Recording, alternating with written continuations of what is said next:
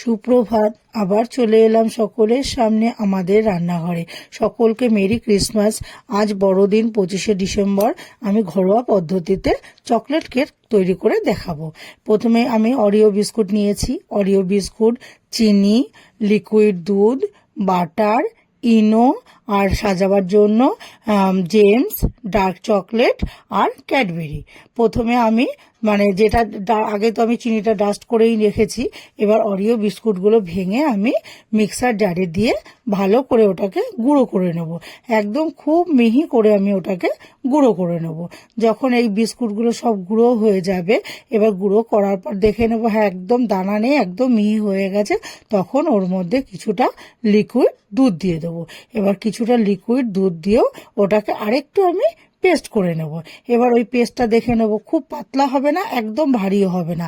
এবার ওটাকে আমি একটা স্টিলের বাটির মধ্যে ঢেলে নেব। এবার ওটাকে ঢেলে নিয়ে এবার পরিমাণ মতো কিছুটা আমি চিনির ডাস্ট দেব।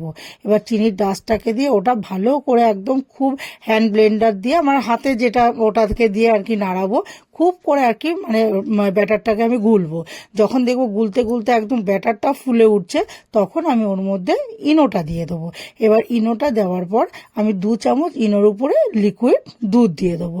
লিকুইড দুধটাকে দিয়ে একদম ফেনা উঠে যাচ্ছে, তখন আমি ওই ব্লেন্ডারটাকে দিয়ে আবার ব্যাটারটা ভালো করে আমি একটু গুলিয়ে নেব।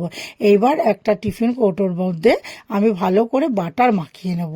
এবার বাটার মাখিয়ে আর একটা বাটার পেপার দেব। ওই বাটার পেপারটার মধ্যেও আমি একটু ভালো করে বাটার লাগিয়ে নেব। লাগিয়ে নিয়ে এবার সেট করে ওটা টিফিন কৌটোটার মধ্যে বসিয়ে এবার ওই যে লিকুইড ব্যাটারটা আর কি করে রেখেছি, এবার ব্যাটারটা ওর মধ্যে আমি ঢেলে দেবো।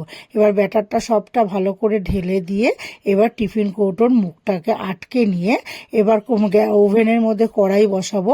আর ওর বাটিটাকে একদম ভালো করে একটু নাড়িয়ে নেব যাতে হাওয়াটা না ঢুকে থাকে। এইবার আমি আটকে দিয়ে এবার ওভেনের মধ্যে কড়াই বসিয়ে তার মধ্যে একটা স্ট্যান্ড দিয়ে দেবো। তার মধ্যে এবার টিফিন কৌটোটা বসিয়ে আমি একদম চাপা ঢাকা দেবো। আর কড়াইয়ের মধ্যে যেটা স্ট্যান্ড বসাবো অল্প জল দিয়ে দেবো। এবার জলটাও ফুটবে, ভাপে এটাও হতে থাকবে। তাহলে আধ ঘন্টা পর নামিয়ে নেব। মাঝখানে একবার আমি একটু কাঠি দিয়ে দেখে নেব যাতে কাঠির গায়ে না লাগে। লাগলেই ভাববো যে এখনো হয়নি, তা দেখলাম যে না আমার লাগেনি, তার আমার কেকটা হয়ে গেছে। এবার আমি ওটাকে নামিয়ে নিয়েছি। নিয়ে আমি ক্যাডবেরিটা একটু গরম করে একদম গালিয়ে নিয়ে ওটা উপর থেকে দিয়ে দিয়েছি। আর ডার্ক চকলেটটা ওটাকে আমি গ্রেট করে দিয়ে দিয়েছি সাজাবার জন্য। আর জেমসগুলোকে ওপর থেকে আমি ভালো করে সাজিয়ে নিয়েছি। তাহলেই তৈরি হয়ে গেল আমার চকলেট কেক। এই ঘরোয়া পদ্ধতির কেকটি যদি ভালো লেগে থাকে তাহলে লাইক করবেন, কমেন্ট করে জানাবেন, শেয়ার করবেন, অবশ্যই সাবস্ক্রাইব করবেন। ধন্যবাদ।